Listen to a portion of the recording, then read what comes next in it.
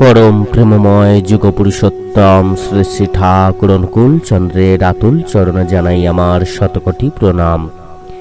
जय गुरु सकल इष्टप्राण दाता मायरा। परम पूज्यपाद श्री श्री आचार्य देवेर अमृत विधान। परम पूज्यपाद श्री श्री आचार्य देव आमादेर प्रति प्रत्येकेर उद्देश्ये जे अमृत विधान दिएছেন, যে বিশেষ কর্মগুলি আমাদেরকে পালন করার কথা বলেছেন, সেগুলি যদি আমরা প্রত্যেকে পালন করে চলতে পারি তাহলে কিন্তু সহজেই পরম পিতার আশীর্বাদ আমরা লাভ করতে পারবো। আমরা সহজভাবে তাকে লাভ করতে পারবো। তার বলা কথাগুলোকে আমরা যথাযথভাবে পালন করে চলতে পারবো। তিনি যে যে বিধিবিধানগুলো দিয়েছেন, সেই বিধিবিধানগুলোই যে আমাদের প্রকৃত রূপে বাঁচার পথ, সেই বাঁচার পথকে আমাদের অবলম্বন করার মধ্য দিয়েই কিন্তু আমরা প্রকৃত রূপে ভালো থাকতে পারবো। আমরা আমাদের সমস্ত ইচ্ছাকে পূরণ করতে পারবো তখনই যখন আমরা পরম দয়ালের কাছে এই বিশেষ প্রার্থনাটা করতে পারবো। परम पूज्यपाद श्री श्री दादा बोलें, যখন তুমি নিজেকে সম্পূর্ণ রূপে সমর্পণ করতে পারবে পরম পিতার চরণে, তখনই কিন্তু তুমি সমস্ত কিছু লাভ করতে পারবে। সম্পূর্ণ সমর্পণই হলো একমাত্র পন্থা ঈশ্বরের সমস্ত ইচ্ছা পূরণের। ঈশ্বর তোমার ইচ্ছাই আমার ইচ্ছা, তোমার ইচ্ছাই আমার মঙ্গল, আমার আর কোনো ইচ্ছা নেই, এই ভাবনাতে সব পূরণ হবে। আর যদি মনের কোনো রকম ইচ্ছা থেকে থাকে তাহলে কর্ম করুন, ফলের আশা করবেন না। আমরা অনেকে অনেক কিছু পেতে চাই, অনেক কামনা বাসনা করে বসি পরম দয়ালের শ্রী চরণে, অনেক কিছু লাভ করে জীবনকে সুন্দর করে তুলতে চাই, আমাদের সকল প্রকার চাহিদাগুলোকে পূরণ করতে চাই। কিন্তু সেই চাহিদা তখনই পূরণ হবে যখন আমরা আমাদের নিজেদেরকে সম্পূর্ণরূপে ঈশ্বরের পাদপদ্মে উৎসর্গ করতে পারব। যখন তার ইচ্ছাই আমার ইচ্ছা হবে, যখন তিনি যেটা করবেন সেটাকে মঙ্গল রূপে মেনে নেব আমরা, তখনই কিন্তু প্রকৃত রূপে আমরা ভালো থাকতে পারবো। আমাদের সমস্ত ইচ্ছাকে, সমস্ত প্রার্থনাকে, সমস্ত কামনা বাসনা চাহিদাকে পূরণ করতে পারবো। परम पूज्यपाद श्री श्री आचार्यदेव आरो बोलें, যথাযথভাবে কর্ম করুন, উপযুক্ত ভাবে প্রার্থনার লোক জোটান, 100টার মধ্যে 100টা পূরণ হবে সববার। এইটাই উপায়, এইটাই কায়দা, এছাড়া আর অন্য কোনো কায়দা, অন্য কোনো পন্থা হতে পারে না। এই হচ্ছে আমাদের উপায়। আমরা এবার একটা ছোট্ট পারিবারিক জীবনের আঙ্গিকে ফিরি। ধরা যাক একটি ছোট্ট পরিবার, বাবা আছেন, মা আছে, ছেলে আছে, মেয়ে আছে, একটি পরিবারের ছবি। এই ছবির মধ্যে যখন থেকে দাম্পত্য শুরু হয়েছে তাদের মধ্যে ছিল সম্পর্ক এরকম ফিস ফিস ফিস ফিস, খুব প্রেম, কোনো কথাই বাইরে যায় না। ইদানিং তাদের পরিবারের সবার মুখে এরকম আওয়াজ, হাউ হাউ হাউ হাউ, মানে খুব ঝগড়াঝাটি ঝামেলা এসব চলছে। এই যে ঝামেলা ঝগড়াঝাটির মধ্যে এরা চাইছে যে দাম্পত্য জীবনটা কোনো রকমে কাটুক।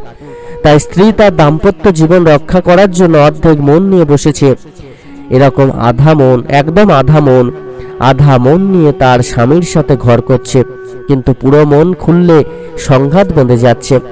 আবার স্বামীও তার অর্ধেক মন নিয়ে তার সংসার করছে, সম্পূর্ণ মন খুলতে পারছে না সংঘাতে লেগে যাওয়ার ভয়ে। এই রকম পরিস্থিতি তাদের দাম্পত্য জীবনের।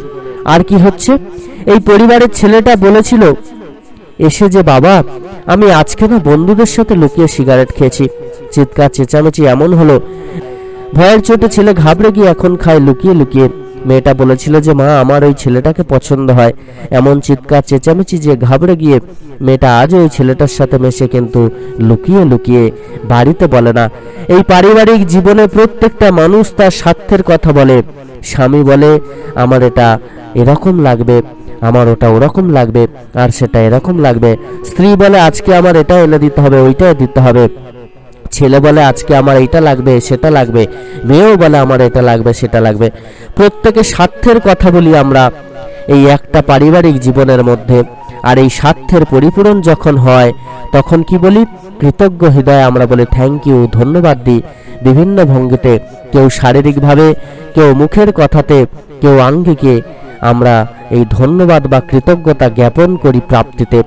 আর এই প্রাপ্তিতে যে ধন্যবাদ জ্ঞাপন করি সেটাকেই বুঝি আমরা প্রেম। কিন্তু প্রেম তো এটা নয়। আমার বউ আমার দেখাশোনা করবে না, খেয়াল খবর রাখবে না, তাও আমি তাকে ভালোবাসি। আমার স্বামী আমার দেখাশোনা খেয়াল খবর করবে না, এটা ওটা জিনিস এনে দিতে পারবে না, তাও আমি ভালোবাসি। আমার বাবা আমার কাপড় চোপড় পয়সা করে দেবে না, তাও আমি ভালোবাসি। প্রেম হচ্ছে সত্যবিহীন, স্বার্থবিহীন, তবেই প্রেম। এই পরিবার যখন এক জায়গায় থাকে, একজন খবরের কাগজ নিয়ে আছে, একজন টিভি নিয়ে আছে, একজন মোবাইল নিয়ে আছে, এক বাড়িতে আছে, তাহলে সময়টা কাটাচ্ছে কার সাথে? দেহগুলো আছে বাড়িতে, মনগুলো আছে বাইরে, তাহলে দেহ বাইরে নাই। এখন তো ভেতরে আছে, তাও তারা একসাথে থাকছে না। অথচ বলছি একটা পরিবার। একটা নুড়ি ফেললে বালতির জলে তরঙ্গ ওঠে, এই নুড়ি যদি সমুদ্রে ফেলে তরঙ্গ হারিয়ে যায়, তাহলে এদের মনোজগৎটা সমুদ্রের মতো বিশাল হয়নি, বালতির মতো ছোট আছে, তাই তরঙ্গ ওঠে। তাই ছোট ছোট কথাই এদের মধ্যে সংঘাত লেগে যায়, কেউ কারণ নয়। অথচ বলি এক পরিবার। এই পরিবারের মতো একটি পরিবার আমার কাছে এসে বলছে, দাদা আমাকে বাঁচান, আমার পরিবার একেবারে রসাতলে গেছে। আমি বলছি আমি একটা সাধারণ মানুষ, আমি কি বলবো? সব শুনে টুনে বললাম, এক কাজ করেন, আপনারা দিনের বেলায় যে যার কাজে বেরোচ্ছেন, রাতের বেলা সবাই একসাথে খেতে বসেন। খেতে তো বসবেন, কিন্তু মন উজাড় করে খেতে বসেন। ঠাকুর তো ধরেছেন, এক বালতি জলের থেকে সমুদ্রের জলের দিকে মনটা এগোচ্ছে, বড় হচ্ছে। যখন বড় হচ্ছে তখন চেষ্টা করে দেখতে অসুবিধা কোথায়। রাত্রে সবাই বসেন, সবাই মন খুলে কথা বলেন, যত যা কিছু আছে অন্তরের কথা সব উজাড় করেন, উজাড় করে সব খুলে দেন। আর ভোরবেলা ওঠেন, আর উঠে সবাই একসাথে বিনতি প্রার্থনা করেন, সবাই করেন।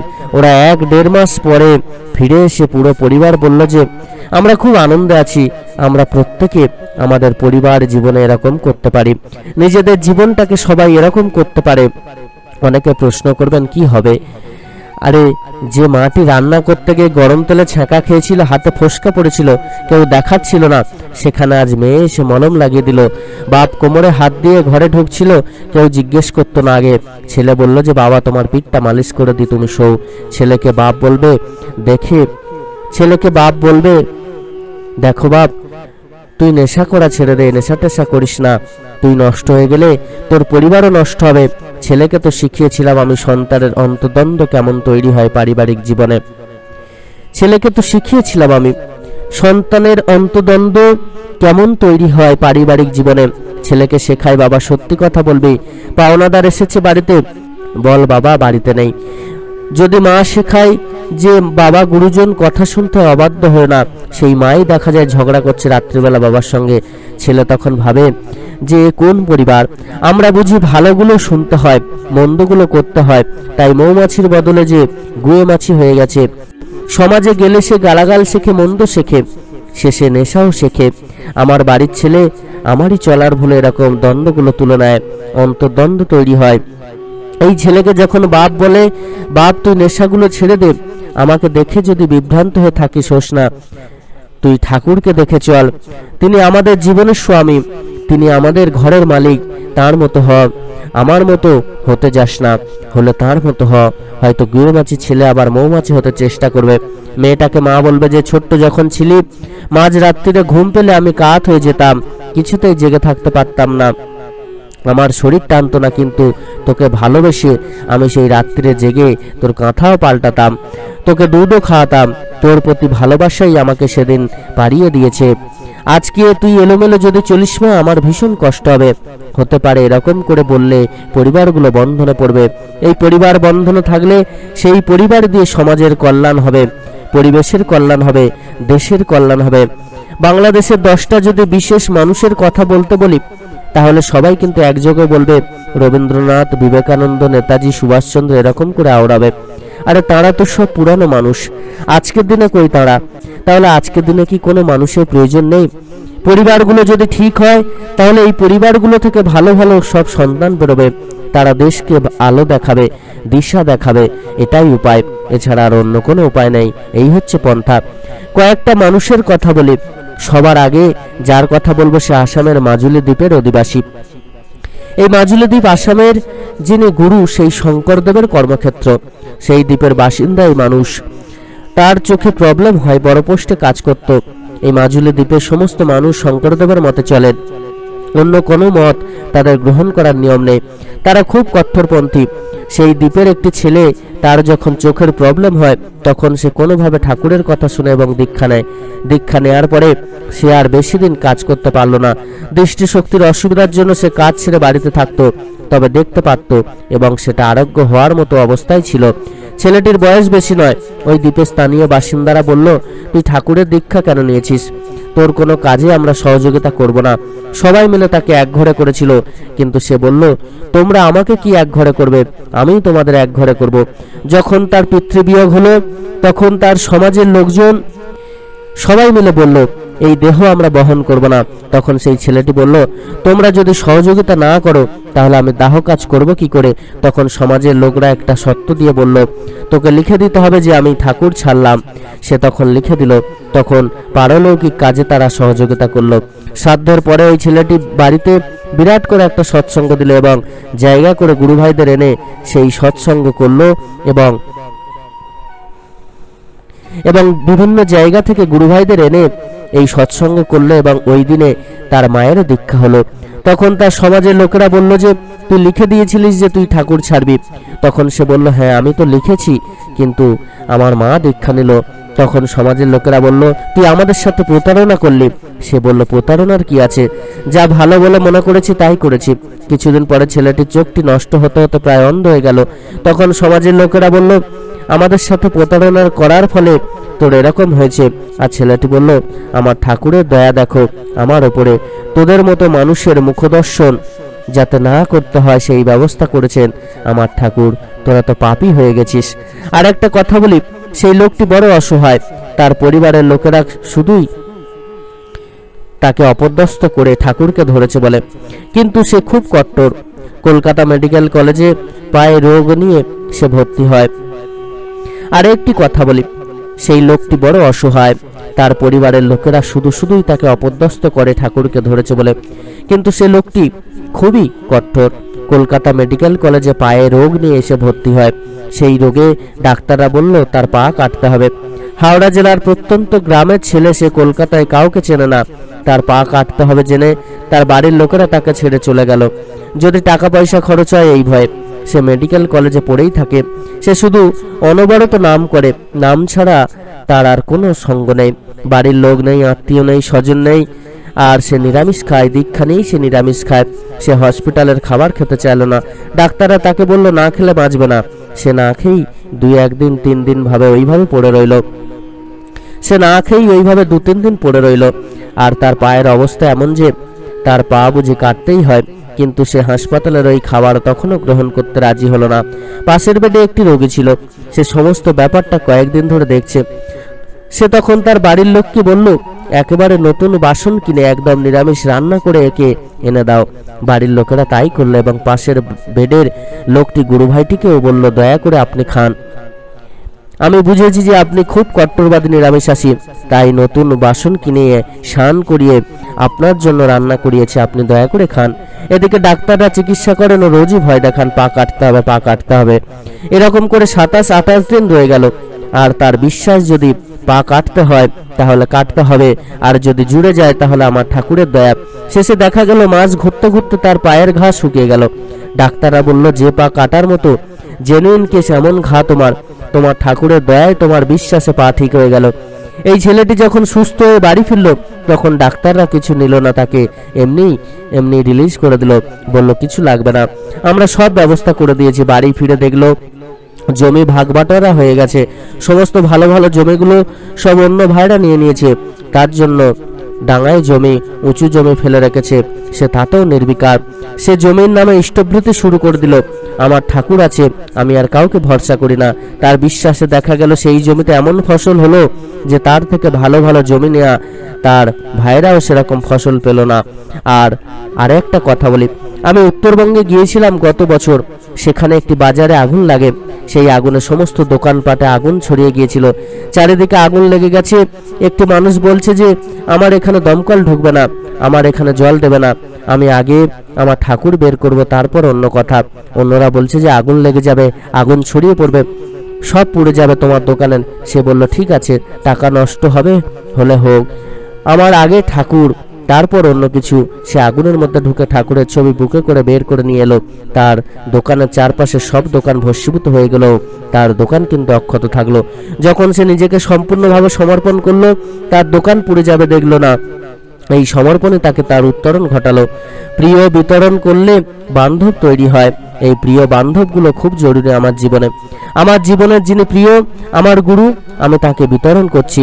আরও একটা কথা বলি, যারা চাকরি নেবেন, বিদ্যা শেষ করলেন, তাদের বলি দোতলায় উঠতে গেলে কেউ লাফ দিয়ে ওঠে না, সিঁড়ি ভেঙে ভেঙে উঠতে হয়। তো আপনার বিদ্যা কি? আপনার চাকরির ক্রম আপনি ছেড়ে দেবেন না। যে কোনো সৎ উপার্জনের কোনো উঁচু নিচু হয় না। নিয়ে নেন বসে থাকা শয়তানের মাথা, কর্মে যুক্ত থাকা, ভগবানের সাথে থাকা, সবচেয়ে বড় কথা এটাই। তাই যে কোনো কাজ নিয়ে নেন। আর চাকরি পছন্দ হচ্ছে না, ওটা সিঁড়ির পাদানি, সিঁড়ির পাদানিতে পা রেখে দ্বিতীয় ধাপ, তৃতীয় ধাপ, চতুর্থ, পঞ্চম করে দোতলা যদি অভিষ্ট হয় দোতলায় পৌঁছান। আমি এই কথা বলবো চাকরিজীবীদের জন্য। যারা ব্যবসায়ী তাদের আমি বলবো, ব্যবসা করতে গেলে যেরকম দুধ থেকে ছানা বানানো, সেই রকম ব্যবসা জীবন থেকে টাকা বানানো। সবচেয়ে সহজ উপায় হচ্ছে ঠাকুরের বলা ব্যবসার পঞ্চনীতি সম্বন্ধে অবগত হওয়া। এই ব্যবসার পঞ্চনীতি ফেসবুকের একজন আছেন জুকেরবার্গ সাহেব, তিনিও পালন করেন হয়তো তাঁর আঙ্গিকে। রাম পানওয়ালাও সেও পালন করে তাঁর আঙ্গিকে। পালন করতেই হবে, এছাড়া হবেই না, পদ্ধতিকে মানতেই হবে। আর এই যে পালন করেন, এই ব্যবসার পঞ্চনীতি হচ্ছে ছবির ফ্রেম। ছবিটাকে যদি ঠিক রাখতে হয়, ফ্রেম দিয়ে বাঁধিয়ে রাখি আমরা, তাহলে ব্যবসাটিকে ঠিক রাখতে গেলে ওই ফ্রেমের মধ্যে রাখতে হবে। ব্যবসার পঞ্চনীতি মেনে তারপর ব্যবসা শুরু করেন। যে টাকা নিবেশ করবেন সেই টাকার 2% রিটার্ন যেন আসে, অন্তত এটুকু যেন হয়। যদি তা না হয় তাহলে বুঝবেন ব্যবসার পঞ্চনীতি পালনে কোথাও গলদ হচ্ছে, কোথায় হচ্ছে খোঁজের মেরামত করেন, তারপর এগিয়ে যান। আর যদি গোচরেই এলো না কোথায় ফুটো হয়েছে, তাহলে এই ফুটো পাত্রে আর জল ঢালবেন না। আমি প্রায় দেখি আশ্রমে বিপদগ্রস্ত এরকম মানুষ আসেন রসাতলা গিয়ে। আমি বলি যে বন্ধ করেন, এরকম করবেন না। ব্যবসা যদি করতে হয় ব্যবসার বিধি পালন করে করেন, ঠিকমতো করেন। যদি মনে হয় পারছেন না, আপনি বন্ধ করেন, অন্য কিছু করেন, কিন্তু পুঁজি নষ্ট করবেন না। যারা বাবা মা আছেন, এখানে অনেকে আছেন, তারা সন্তানের বিবাহ ইত্যাদি নিয়ে ভাবেন। আমি সোজা কথা বলি, মেয়েদেরকে সিঙ্গার শেখান। সিঙ্গার মানে শুধু সাজসজ্জা নয়, আদব কায়দা, ভাবভঙ্গি, কোন পরিবেশে কি পোশাক পরবো, কোথায় কি কথা বলবো, কাকে কিরকম আপ্যায়ন করব, সমস্ত অভিব্যক্তিগুলো শেখান তাদেরকে। কারণ ভবিষ্যতে তার হাতে একটি পরিবারের দায়িত্ব থাকবে। শেখান তাদের। ছেলেদের বলুন, তোর বংশের কোনো পরিচয় তোর পরিচয় হবে না, তোর চেহারা দিয়ে পরিচয় হবে না, তোর পরিচয় হবে কেবল তোর কর্মে। তোর কর্মপ্রাণতাতেই তোর পরিচয়, তাই তুই কর্মপ্রাণ হ। তারপর আত্মীয় স্বজন, হিতৈষীজন, স্বজাতি মানুষ, তাদের বলুন সুপাত্রের সন্ধান দিতে, ঠিক পরিপূরণ হয়ে যাবে। যারা রোগ শোকে ভুগছেন তাদের বলি যে আমার সাথে একটা ঘটনা ঘটেছিল। আশ্রমের পিছনের দিকে এক গ্রামের এক ভাই আশ্রমের কাজে সহযোগিতা করতে আসে। তার ছেলে খেলাধুলা করতো, 7-8 বছর বয়স। হঠাৎ করে সেই ছেলেটা অসুস্থ হয়ে পড়ে, বিছানায় শয্যাশায়ী, আর উঠতে পারে না। বহু চিকিৎসা করেও কোনো ফল হয়নি। চিকিৎসা তবু চলছে। নিরুপায় বাপ এসে আমাকে বলছে যে দাদা কি করব, আমিই তো এক মুখ্যু। সাথী একজন বসেছিল, বললাম এই ইন্টারনেট খোলো। সাথে একজন বসেছিল, তাকে বললাম এই ইন্টারনেট খোলো, দেখো ও যা বলছে লেখো। সেই ভাইটি যা যা বলল সাথী তাই লিখলো। রোগ নির্ণয় করলো, সম্ভবত বিডি সিনড্রোম, এইরকম কিছু একটা হবে, যেটার কোনো ট্রিটমেন্ট অ্যালোপ্যাথিতে নেই বা নির্ধারিত নেই, এইরকম কিছু। ভুবনেশ্বরে এক আয়ুর্বেদিক শিক্ষক আছেন, রবি ভাই, তাকে খবর দিলাম। তিনি একটি ওষুধ বললেন, দেওঘর বাজার থেকে এলো। সেই ওষুধে 7 দিন খাওয়ার পর সে ছেলে আবার খেলাধুলা করে। আমি এইটা এই জন্য বললাম যে নিজের রোগ সম্বন্ধে আগে অবগত হতে হয়। যারা বয়স্ক তাদের হয়তো ইন্টারনেট ইত্যাদি সুবিধা নেই, কিন্তু বাড়ির কচিকাচাদের সবাই এটা ঘাঁটতে পারে। প্রয়োজনে তাদের সাহায্য নিন। কি খাওয়া উচিত, কেমন থাকা উচিত, কোথায় দেখানো উচিত, এসব জেনে দক্ষ সৎ শুভানুধ্যায়ী চিকিৎসকের হাতে যিনি আছেন তার সন্ধান করেন। ছোটবেলায় ভূতের ভয় পেলে বলতো রাম রাম বল। আমিও বলি আনন্দে থাকুন, আনন্দে থাকুন, তাহলে রোগ পালাবেন। আরো একটি সত্য ঘটনা পরম পূজ্যপাদ শ্রী শ্রী দাদা দয়া করে আমাদেরকে বললেন। এক ডাকাত, সে ডাকাতি করে বেড়ায়, এই তার পেশা। তার এলাকা দিয়ে ঠাকুরের কোনো এক ঋত্বিক যাচ্ছিলেন, যেতে গিয়ে সেই ডাকাতের খপ্পরে পড়লেন।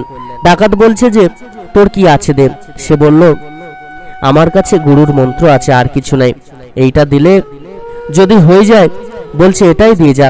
সেই ডাকাত দীক্ষা নিয়ে নিল। ডাকাত সে এমন দুধে ডাকাত, ঝাড়খণ্ড আর উড়িষ্যার বর্ডারে থাকতো। সে জঙ্গলের মধ্যে গাছের কোটরের মধ্যে ঠাকুরের ছবিটা রেখে সেইখানেই ধূপধুনা দেয়, পূজা করে আর ডাকাতি করে। সে কিন্তু ডাকাতি থামায়নি, চলছেই। এবার ওখানে এক ফরেস্ট রেঞ্জার গিয়ে পৌঁছেছেন, শুনেছেন ওই এলাকার ত্রাস ওই ডাকাত। তখন তিনি সেই ডাকাতের সঙ্গে দেখা করে বলছেন যে ভাই, তুমি তো শুনেছি ঠাকুরের দীক্ষা নিয়েছো, কিন্তু ঠাকুরকে তো গাছের কোটরের মধ্যে রেখেছো, তুমি ঠাকুরের জন্য একটা ঘরটর বানাও। তখন সে বলছে আমাকে জমি কে দেবে? তখন ওই রেঞ্জার সাহেব বললেন যে আমি ব্যবস্থা করব।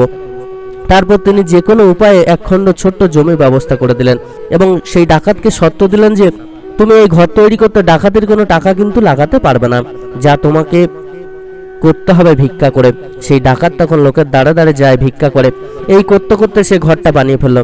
লোকজন আসা শুরু হলো, ঠাকুর প্রতিষ্ঠা হলো। সেই ডাকাত আস্তে আস্তে নিজেই অজান্তেই ডাকাতি ভুলে গেল, ডাকাতি সে ছেড়ে দিল। সে তখন ঠাকুরের মানুষ হয়ে গেল। লোককে যাজন করত, দীক্ষা দেয়াতো, আশ্রমে ঠাকুর বাড়িতে আসতো। যখন তখন সে আচার্যদেবকে নাটমণ্ডপের বাইরে থেকে হাউমাউ করে চিৎকার করে কথা বলতো। আচার্যদেব তাকে সেও ঘরে ডাকলে বলতো এই জন্মে দাদা এখান থেকেই অনেক পাপ করেছি, পরের জন্মে ওখানে ভিতরে বসবো। কিছুদিন আগে ক্যান্সারে মারা গেছে, 80 বছরের ওপর বয়স হয়েছিল। কিন্তু একটা মানুষ ঠাকুরকে আঁকড়ে ধরলে এইভাবে পরিবর্তিত হয়। অনেকের মধ্যে প্রশ্ন জাগে, দীক্ষা নিয়ে তো অনেক মানুষ ছেড়ে দেয়। একটা ঘটনা বলে, একটা গল্প। আমাদের আশ্রমে থাকে পবিত্র দাস, তাদের জীবনের ঘটনা। তাদের বাড়ি যেখানে আসামে, তখন সেখানে খুব একটা রেশিয়াল প্রবলেম চলছে, ভাষাভাষী আন্দোলন চলছে, অশান্তি চলছে। বাড়িতে রাত্রেবেলা হঠাৎ দরজায় খটখট আওয়াজ। ওর বাবা 14 বছরের ছেলেকে বলছে তুই দরজা খোল, আর বাবা দা নিয়ে দাঁড়িয়ে আছে। যদি কোনো অজানা লোক ঢোকে অমনি কুপিয়ে দেবে, কেননা প্রাণ রক্ষা করতে হবে, পরিবারকে রক্ষা করতে হবে, এরকম পরিস্থিতি। একটি 14 বছরের ছেলেকে নিয়ে তার বাবা ডিফেন্স করছে। দরজা খুলতেই কেউ বলে উঠল জয়গুরু। জানা গেল ওই লোক বহুদিন আগে দীক্ষা নিয়েছিল। ওই যে আন্দোলন হচ্ছিল সেই রকম একটা গোপন মিটিং হয়েছিল, তাতে বলা হয়েছে যে এদের বাড়িতে কোনো বাংলাদেশি লোক বসে আছে, আর বাংলাদেশি লোক যদি পাওয়া যায় তাহলে বাড়ি পুড়িয়ে দেওয়ার কথা মিটিংয়ে ধার্য হয়েছে। তাই রাতারাতেই চলে এসেছে এদেরকে সতর্ক করতে। বলল আমরা নদী পেরিয়ে এসেছি, কেউ জানতে পারবে না। আপনাদের বাড়িতে যদি কেউ এরকম বাংলাদেশি পেয়ে থাকে এই মুহূর্তে বিদায় করুন, তা না হলে আপনাদের কেউ আর কাল আস্ত থাকবেন না। বলে তারা আবার অন্ধকারে নদীপথ দিয়ে চলে গেল। এদের বাড়িতে বাংলাদেশ থেকে দুজন আত্মীয় এসেছিল বর্ডার পার হয়ে। তখন রাতারাতি এদের তিনসুকিয়া পাঠিয়ে ট্রেনে চাপিয়ে বাড়ি পাঠানোর ব্যবস্থা করা হলো। ভোর হতে না হতে পিলপিল করে 500-700 লোক ঘিরে ধরলো বাড়িটাকে, আর বাড়ির মধ্যে ঢুকে তন্ন তন্ন করে খুঁজতে লাগলো এসব এ ঘর সে ঘর। চিরুনি তল্লাশি চালালো, শেষে ব্যর্থ হলো। যখন খুঁজে পেল না ওরা নিরস্ত হলো। ঠাকুরের দীক্ষা নেওয়া দুটো লোকই ওদের বাঁচিয়ে দিল সেই রাত্রিতে। তাই আমি বলছি যে ওই বীজ যেখানে ছড়ানো হোক তা নষ্ট হয় না, এটা রয়ে যায়, কোনো না কোনো ভাবে এটা প্রকাশিত হয়। তাই দীক্ষার জন্য আমরা যেন বিভ্রান্ত না হই। কে কি করবে করবে না এসব নিয়ে আমি ভাবি না, এগিয়ে যাওয়া ভালো। লাভ যদি সূর্যকে দেখিয়ে দিই চাঁদে পড়ব, তাই আমাদের বড় লাভ দেয়াই ভালো। তাই তো ঠাকুরের কর্ম কিন্তু আমাদের প্রত্যেকেই করতে হবে। আর কর্ম ছাড়া যে ভগবানকে লাভ করাও সম্ভব নয়, ভগবানকে পাওয়াও সম্ভব নয়। তাই পরম দয়াল যুগপুরুষোত্তম শ্রী শ্রী ঠাকুর অনুকূলচন্দ্র আমাদেরকে কর্ম করার বিধান কিন্তু দিয়েছেন। কর্মের মধ্য দিয়েই যে তাকে লাভ করা যাবে। আমাদেরকে ভালো থাকতে গেলে কর্ম যে প্রকৃত রূপে করতে হবে, আর সেই কর্মটা হতে হবে তাঁর বলা কর্ম, অর্থাৎ তিনি যে পথ আমাদেরকে দেখিয়ে দিয়েছেন সেই পথ অনুসরণ করেই কিন্তু করতে হবে। তবেই প্রকৃত রূপে আমরা ভালো থাকতে পারবো, সুখে থাকতে পারবো, শান্তিতে থাকতে পারবো। পরম পূজ্য পাদ শ্রী শ্রী দাদা আমাদেরকে তাঁর এই অমৃত কথার মধ্য দিয়ে কিন্তু অনেক শিক্ষা দিয়েছেন। আপনারা কিন্তু এই শিক্ষাগুলোকে গ্রহণ করার চেষ্টা করবেন। যে কতটা দেখুন, ওই যে দুজন ভক্তের কথা তিনি বলেছেন, তারা কতটা ঠাকুরকে ভালোবাসলে, তবে অত বড় বিপদের মধ্য দিয়েও তারা ঠাকুরকে মেনে চলেছেন, ঠাকুরকে ধরে চলেছেন। কতটা নিষ্ঠা থাকলে, কতটা ভক্তি থাকলে তারা তবেই কিনা ঠাকুরকে ওইভাবে ডাকা যায়, ঠাকুরের প্রতি ভালোবাসা যায়। আর আমরা এত কিছু পেয়েও ঠাকুরকে ডাকতে চায় না, ঠাকুরকে ভালোবাসতে চায় না। এরকম বহু ভক্ত কিন্তু আছেন যারা ঠাকুরকে মনে প্রাণে ভালোবাসেন, আমাদেরকে ওই রকম ভক্ত হয়ে উঠতে হবে। সকল ইষ্টপ্রাণ দাদা মায়েরা প্রত্যেকে খুব ভালো থাকবেন। পরম দয়াল আপনাদের প্রত্যেকের মঙ্গল করুন। জয় গুরু, বন্দে পুরুষোত্তমম।